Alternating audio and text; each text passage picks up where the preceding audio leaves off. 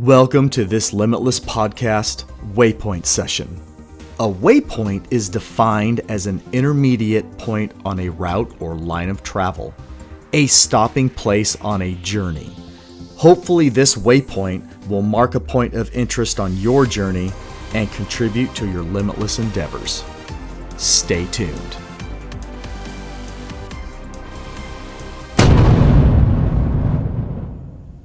All right, listeners, let's climb into another Limitless Waypoint episode.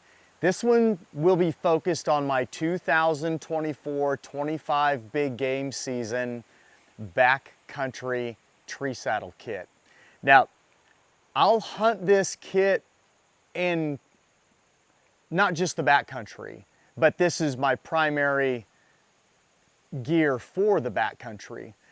Why? Because it's pretty lightweight, it's very compact and easily packable, and I can sit in this rig from dark to dark if I need to or want to or have to. That's really important, as when you're pursuing animals in their mating season, more specifically elk or white-tailed deer, you might want to sit over a water hole or a food source or a pitch point or a travel route or a very particular terrain feature, and you might access a tree under the cover of darkness in the morning, and then you want to sit in that tree all day long until it gets dark. Then you descend and head back to your camp. We do that because during the rut, those animals are moving all day and all night. Sometimes they're a little bit unpredictable as well. And even though in the pre-season, or I should say pre-rut or post-rut, you may not sit in a tree or a tree stand or a ground blind all day long, you'll focus on those primary activity times. But during the rut, sometimes we sit all day. So being mobile and being comfortable is key.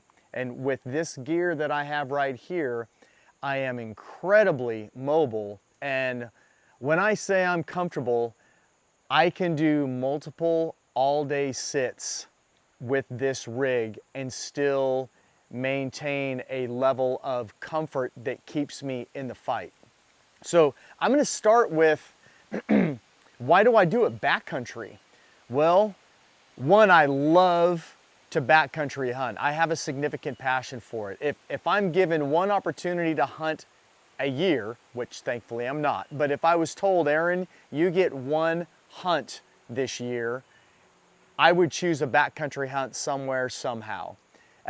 I'm not saying that it would be an elk hunt or that it would be a deer hunt or a bear hunt or a turkey hunt, but I would be backcountry in a state, away from people, packed in, living, and hunting for a particular number of days.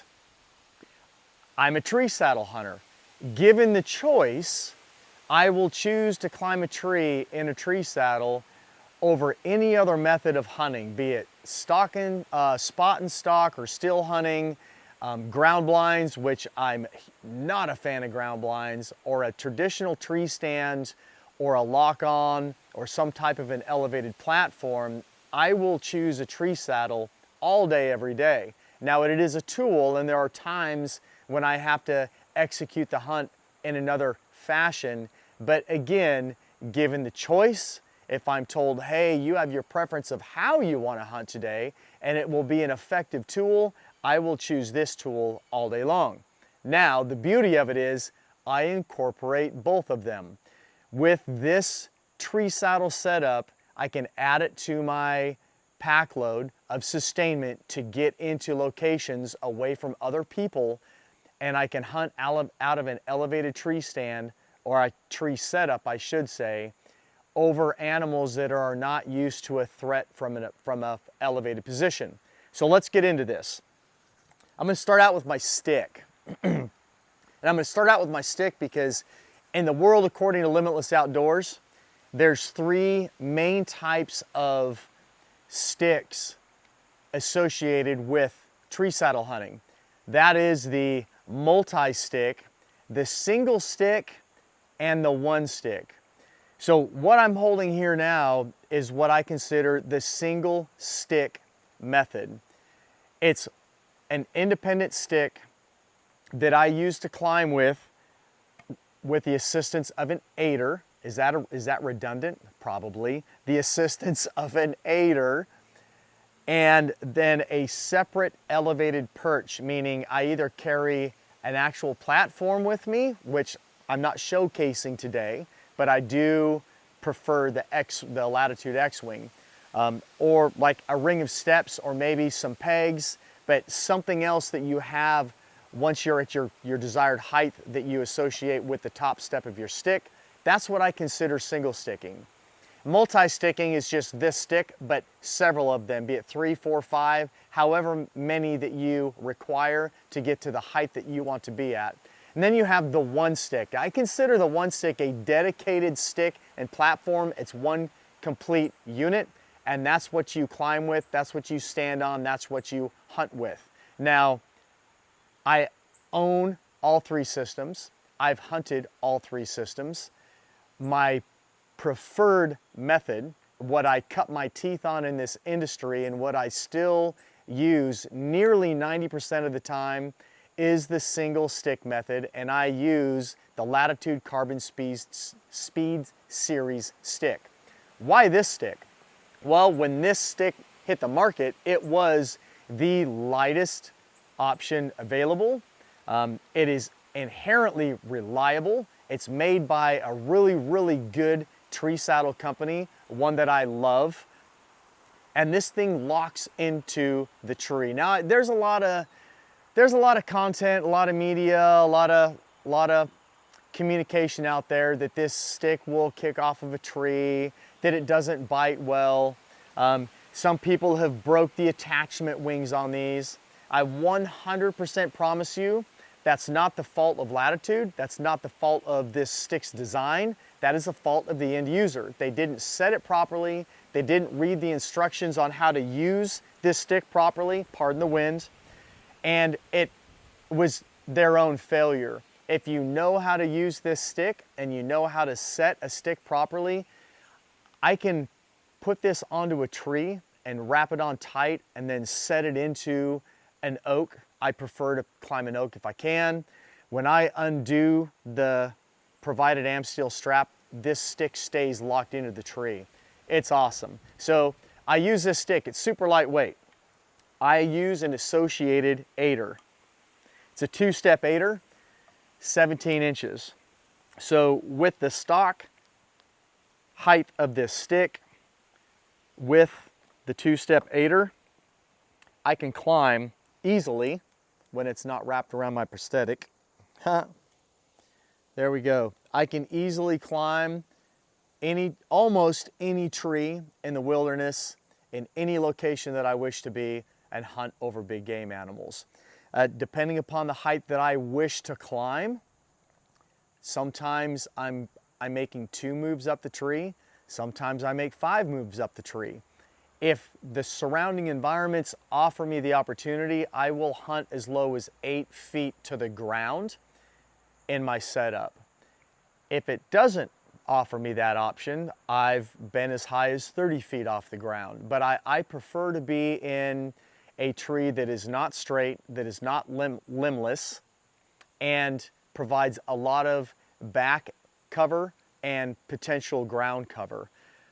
I don't mind having very limited shooting lanes when I'm up in a tree. I typically look for ground sign and animal sign that's giving me an idea of what their travel routes are, and I set myself up to have specific shooting lanes on those travel routes.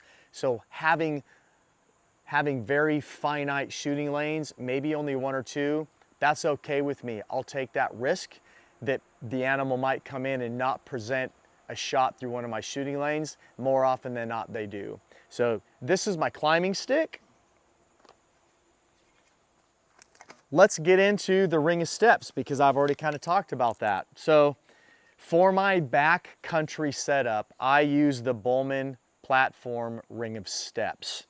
Greg Lixinger out of New Jersey convinced me to try the Ring of Steps about 2.5 years ago, maybe 3. I had a little bit of an interest in it, but I was kind of set on using my platforms. He loves a Ring of Steps, and Bullman came out with the platform steps. I first saw them in person at the Mobile Hunters Expo out in Ohio 2 years ago. And I really became interested in that point. So I obtained a set of the Bullman Platform steps.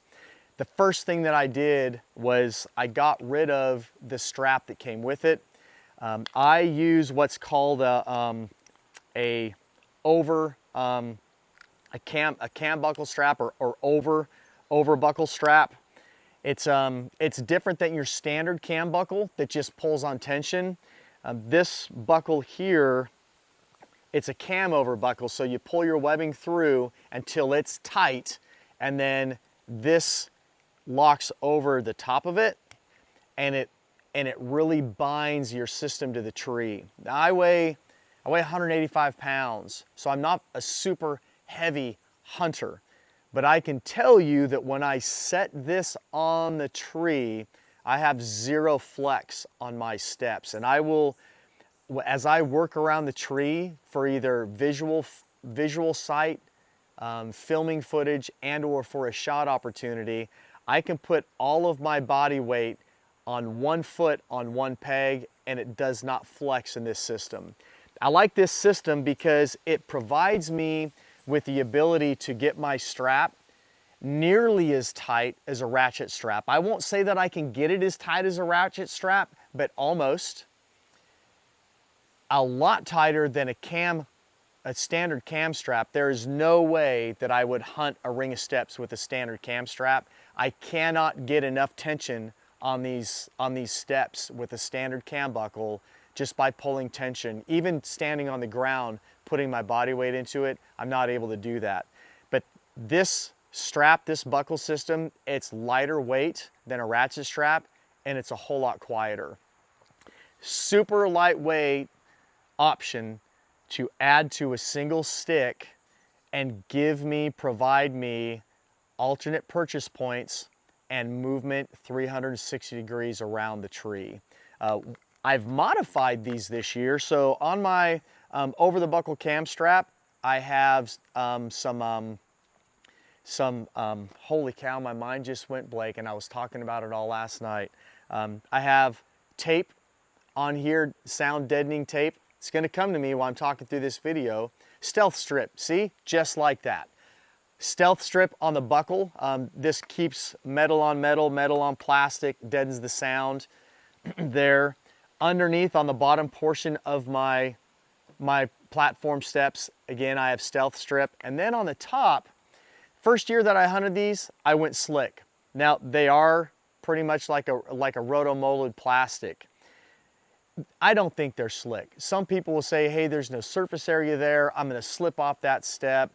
Man, I do this in a metal leg, and I tell you what, when you're in some precarious positions while you're climbing up the tree, setting your sticks, transitioning onto a platform, setting your steps, spending time on said platform, top step, Ring of Steps, I'm moving around on a prosthetic foot, and probably in the time I've been saddle hunting, I may have slipped off of my perch, or this leg has slipped off of the perch maybe one time a season. It just doesn't happen a whole lot. But because I wanted to play around with it, and the biggest concern for me was noise. As I'm pulling these out of my pack, as I'm pulling them around the trunk of a tree, getting ready to set them, sometimes they bump against each other, and I wanted a way to reduce the noise from these steps without anything on them. So I used just the camouflage cloth sticky tape, the removable, reusable cloth camo tape, and I did some wraps. I did take spray glue, and I sprayed the surface of my steps, and then I wrapped them nice and tight. And I hunted that way for 2 seasons, and it worked. They never slipped off. It did quiet the stick down a little bit, or the steps down a little bit, and it did provide a little bit of friction purchase between the sole of my Crispi boots and the platform step. It wasn't perfect, but it worked. This year, I'm trying something new. I have grip tape on here with a glow-in-the-dark strip that I put on here. This is last night, and the adhesive on this is fantastic. I'm really excited to get up in a tree adding this change to my Bullman Platform steps. But this is what I use in conjunction with my single Latitude Carbon Speed Series stick, again, to provide me not only 360-degree movement around the tree, but I spend all day on the top step of this stick. So that ring of steps allows me to shift my feet into different positions. So I'm going to talk about boots really quick, which I don't have out here and I'm not wearing them. I wear Crispis. I typically wear Thor IIs. I do have Nevadas, and I also have the Altitudes. My go-to boot is the Thor II because it has the stiff flex 4 rating in the sole of that boot. It is inherently stiff. What that provides me as a tree saddle hunter is like an additional platform in my foot, which reduces the fatigue in my foot, which translates up through my calf, into my quads, my glutes, and my lower back. And that can limit the amount of time that you're in a saddle, regardless of the size of your platform, your stick, or your ring of steps. When you wear a really, really stiff boot, I can now sit with my foot at an angle out on the edge of this step, or have my toe up here, up on the flat edge of the step, and it gives me that support, and I can ride on this thing for a long, long time. Last November, I did a 14-hour ride on this setup in 20-degree weather. It's very doable. Did I have to play the mental game a little bit? Yeah, I absolutely did. Was I missing my X-wing a little bit? Just a little bit. Yeah, just a little bit. But where I'm able to get this set up into the woods and where I can deploy it and how I can hunt off of it, it is well worth the mental game that I have to play when I do a 12, 14-hour ride on this setup. It's worth every second. So that's the stick. That is my ring of steps. That's a little pro tip on boots. Crispi is not the only boot manufacturer that makes a really stiff mountaineering boot. Your foot will help drive you in the direction that you need to go with the brand of boot that you're going to choose.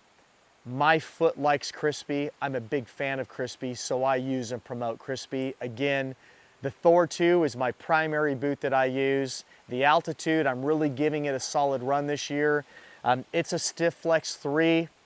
I've been testing it out over the summer under pack loads. My prosthetic reacts to the stiff flex 3 sole a little more graciously than the 4 does. I'm taking both boots into Idaho this week, as of recording this week, to see how the altitudes are going to perform with my feet and the elevation that I'm going to be tackling. If I need to go back to the truck and put on the stiffer boot, I will, but I do think that the Altitude is going to be a good fit also. So check those out. It's really going to help your saddle game, especially if you try to go minimalist. All right, let's get into the saddle that I'm going to use this year. Traditionally, I've been a 2-panel saddle guy. I've sat in a lot of different saddles in my time as a saddle hunter. I am a Latitude Outdoors fan. I started out on the original Method. I switched to the Method 2, and I've been running the Method 2 ever since it came out. I love that saddle. From a backcountry standpoint, again, I can sit in that thing all day long, right? As Captain America says, I can do this all day long. In the Method 2, I can. Now, this might seem, just petty on my part, but at the end of the day, when I would come out of a tree and I'm tired, in the dark and I want to get back to camp and I want to fire up an on-point adventure meal dinner and have a shot of Fireball and either enjoy camp by myself if I'm solo or share stories with my hunting partner that's in the pitch site with me.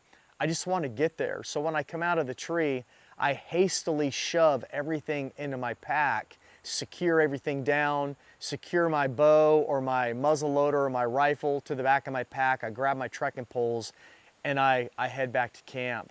And when I get there, I have to pull that yard sail out of my pack and spread it out and get everything recocked for the next morning because it's going to, more often than not, it's going to be an early rise. And almost every time, my 2-panel saddle is all twisted, panels flipped over, you know, my waist strap and my bridge loop is all twisted up, and I have to sit there and if, I don't know if anybody here has ever jumped out of or fallen out of an airplane and tried to stretch their chute out so that a rigger can come through and repack their chute. Or maybe you guys, maybe somebody out there watching this video or listening to this on the podcast packs their own chutes. Man, it's sometimes the Method 2 would get so twisted up. I felt like I was dealing with twisted up suspension lines from a canopy, and it's a huge pain in the butt. Latitude came out with 2 new single panel saddles this year. The Maverick and the Lone Star. The Lone Star is not in my wheelhouse. It is the Cadillac of their lineup right now. It's a little bit bigger, it's a little bit bulky and heavier, but it has pretty much every bell and whistle that you're gonna get in a modern day tree saddle. The Maverick is a single panel saddle that was a mixed design. The brainchild of Kevin Leach, one of their owners. He wanted the simplicity and the lightweight advantage of a single panel saddle with the comfort of the Method 2. So he designed the Maverick. And I will tell you that I've been playing around with this saddle since the beginning of August. And I spent several hours in it yesterday. I was hanging a preset being 20 feet of ladder sticks, 2 different platforms, cleared a couple of limbs, fielded a phone call and just hung out in the saddle for a while yesterday. I was twisted all around the tree in all kinds of different awkward angles. At one point I was almost upside down. And if you notice, there's no leg straps on this, and I'll bring that up potentially at the end of this video. But this saddle, to wear it in and out of the mountain, if you want to wear it on your waist or in the wilderness, the WMA, private property, wherever you're at, it folds in half, has about the same size as a weight belt, and cinches down around your waist. There's no magnets, there's no clips. It's that simple, it's that compact to wear it in and out to your location. When you get to where you want to climb the tree, it just drops down. And this gives you, again, the simplicity of a single panel with the comfort and the support of a 2-panel. This extra large webbing on the top and the bottom, holy cow. It was weird when I first put this on because I'm used to having the 2-panel, the top panel up towards my lower back, and then the lower panel I could bring all the way down below my glutes into the top portion of my hammies. And I felt like I was sitting in a beach chair. I loved it. And I felt bulletproof. There's no way I was gonna fall out of that saddle no matter what precarious position I put myself in. And I put myself into positions to failure so I know where my gear fails.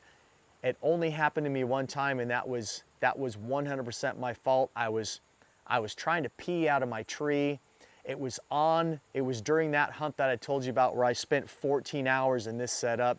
It was cold, I was layered. I had my Badlands Exo rain pants on, so I had to, actually I was wearing the Omegas. I had to get through the Omega rain pants, down through my tech pants, down through my heavy merino leggings.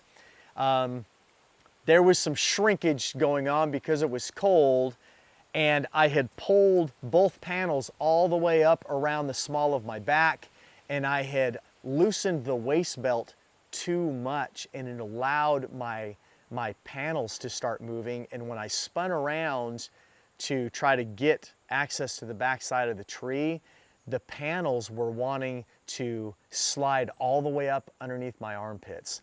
That was my fault. If you keep your waist strap snug, you will not come out of the 2-panel or this Maverick. I played around with it yesterday, but this thing is uber comfortable. I love it. They have the webbing here so that you can put your pouches, and I'll talk about my pouches. You can put stick connections, you can put a platform connection on here if you want to. You can, your reinforced bridge loops, these were a really good improvement. I really like this. On my left side, and the rare occasion that I'm using my lineman's rope, you know, obviously I attach them to the left and right, but off to the left side, this is where I always attach my hoist line for my weapon. So it goes here. This thing, it's just really comfortable. They've put red shrink wrap on your tension line, the tension end of your waist rope. This is great. It's got a really nice long and adjustable bridge loop on here. It's a great design, guys. This is what I'm rocking this year. It's lighter than the Method 2. That was another reason why I considered transitioning to the single panel this year. So it's lighter weight than the Method 2. It's much simpler in design than the Method 2. I don't have to worry about twisted panels anymore. It gives me the comfort of a 2-panel saddle, and I'm gonna get this thing bloody here, hopefully in the coming days. Yes, I run 2 dump pouches, and there's a reason for that. Now, I could drop one of these if I wanted to, and it might reduce the overall weight of my saddle setup, but the gear that's in these pouches has to come with me no matter what. So I can't tell you that I'm gonna drop a dump pouch to save weight in the future, because I would still be packing in this gear, what's in this bag, somewhere in my pack, so I would still be carrying the weight. This keeps this stuff easily accessible to me. So I'm gonna cover this one because this is the one that I think is the most important part of the Latitude dump pouch and why I use it. So in this right side, and it never changes, I have 40 feet of Canyon C4 with a quick link and a tether retainer clip. Again, that's 40 feet. We can talk about that in a minute on why I carry 40 feet. I have my Mad Rock and its associated carabiner. And I have my lineman's belt with 2 carabiners. All of that fits easily in a single standard Latitude dump pouch. Absolutely love it, it's brilliant. So, why 40 feet?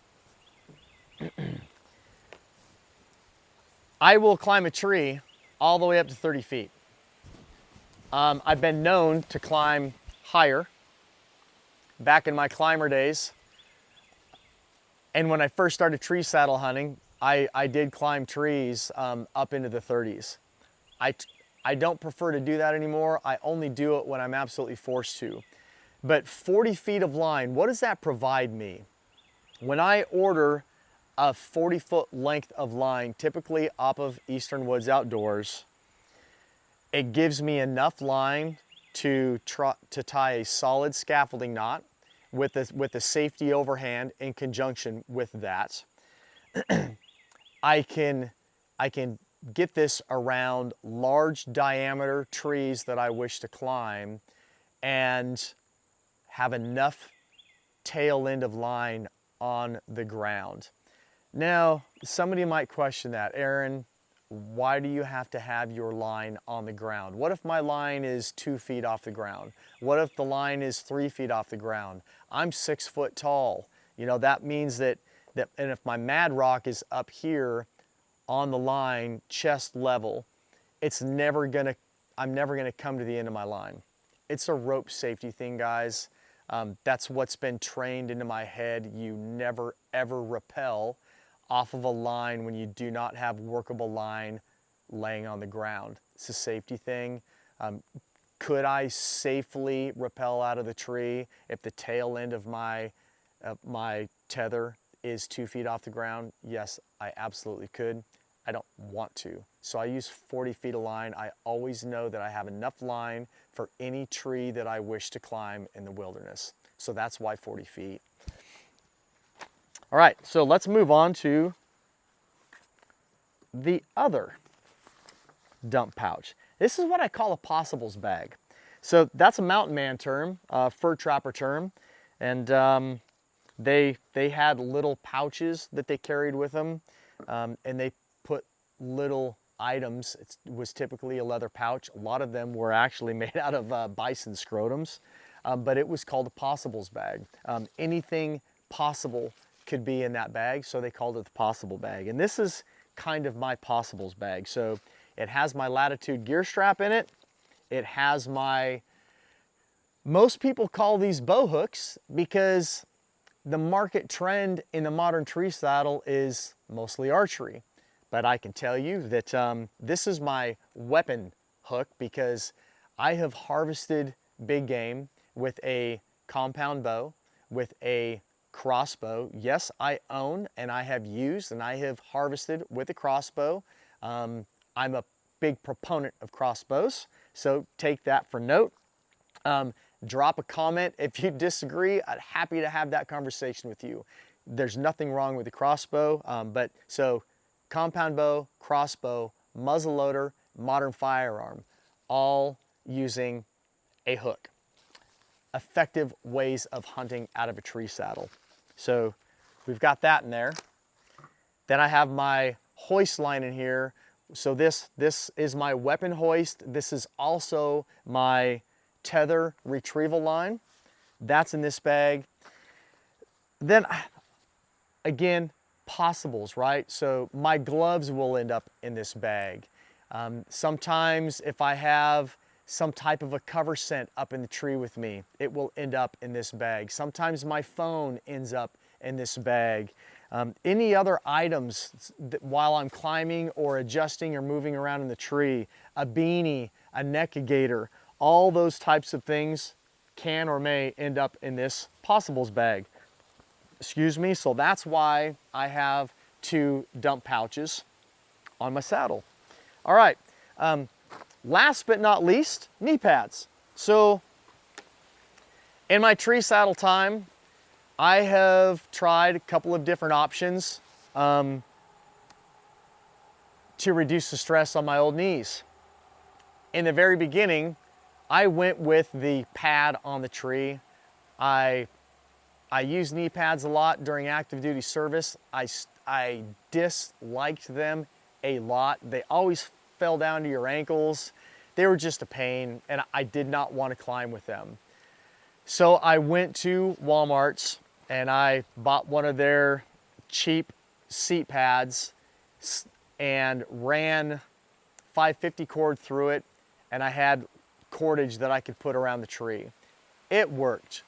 Problem with it, that pad was only yay big, and it only provided padding at that location. If I needed to shift and move in the tree, my pad didn't move with me. So my knee comfort did not translate 360 degrees around the tree. That got old. It was another item that I had to worry about strapping onto the tree. That became old. It was another item that I had strapped onto my pack or stuffed into my pack. I became tired of that. Latitude came out with their knee pads. Yes, I am a Latitude fan. Yes, if you ask me what my preferred tree saddle company is, I'm going to tell you it's Latitude Outdoors. I have a couple of others that I like and that I support. XOP is one of them. Great dudes. Trophy line, great guys, great company. But when it comes to the gear that I run all the time, it's Latitude Outdoors. Their knee pads, of all the knee pads I've been issued and that I've used, the Latitude Outdoor knee pads are the best. And I retired my original ones. So actually my original ones I gave away on an actual hunt to a guy. and he went out the next day with those knee pads and harvested his first Sitka. I replaced said knee pads. This year, I've replaced them again. I'm using their new and improved. And again, you know, we talk about, you know, market communication. There's people out there that will tell you that Latitude knee pads are no different than what you can buy off of certain hardware sites, that all they did was put their name on them and they're charging you a whole lot more money. That is not true. I'm not going to sit here and tell you all the differences, especially in these new ones, but what I can tell you is these things are super, super comfortable. A lot more padding. They don't slip on the tree. They don't squeak on the tree. Super comfortable. They give you a little more movement up here in the top now. Great knee pads. This is my preferred knee cushion in the tree now because I can take them anywhere. I can wear them in. I can strap them to the outside of my pack. I put them on before I climb. Once I'm at height, I don't have to worry about pulling a pad out of my pack and get it strapped on the tree. I'm just not a fan of it. Not everybody can afford or want to spend the pennies on these knee pads. I get it, but I am telling you that they're worth every penny if you do make that decision. So, guys, this is my backcountry tree saddle rig. Everything here minus the Rack Addicts killing pad is roughly 7 pounds. I am telling you that you can put this in your pack. You can add it to a pack load for a multi-day trip. You can pack it into the wilderness. You can climb a tree and you can successfully harvest animals during an all-day sit with this rig right here. Will that change in the future? Maybe. It's changed from 2024. I have a YouTube video out that covers my 2024 backcountry tree saddle rig. Slight changes this year. There might be slight changes next year. I don't know. I'm always trying to improve upon what I'm doing and how I'm doing it. Again, this is going in the field in 3 sleeps.